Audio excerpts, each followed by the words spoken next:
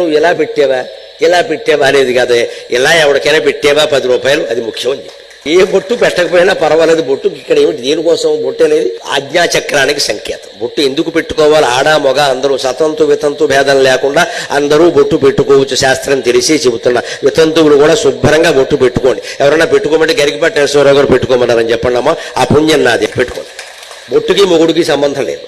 వితంతువులేమో పెట్టుకుందుకు లేదు అని బాధపడుతున్నారు. ఉన్నవాళ్ళ కాలేజీ అమ్మాయిలు మొత్తం తీసేశారు. పెళ్లి అయిన వాళ్ళు కూడా విచిత్రం, ఇంట్లో పెట్టుకుంటారు. ఆఫీస్కి వెళ్ళేటప్పుడు కనిపించకుండా పెళ్లినాడు అరుంధతి నక్షత్రంలాగా పెడతారు. అంటే కనపడితే ఎవరన్నా ఏమంట, మరి ఏమండి ఇతర మతాల వారెవరికి వారి చిన్నాలు మెళ్ళో వేసుకుని ఆఫీసుకు తిరుగుతున్నారే, వాళ్ళ ప్రార్థనల కోసం పూజల కోసం గంట పర్మిషన్ ముందు పెట్టుకుని వెళ్ళిపోతున్నారే, వాళ్ళు ఎవరికీ లేనటువంటి నామోషి మనకెందుకు వచ్చిందండి హిందువులకి? మన చిహ్నాలు మనం ధరించడానికి, మన బొట్టు మనం పెట్టుకోవడానికి మేము హిందువులాగే జీవిస్తాం, హిందువుల్లాగే మరణిస్తామని చెప్పవలసిందే. ప్రతి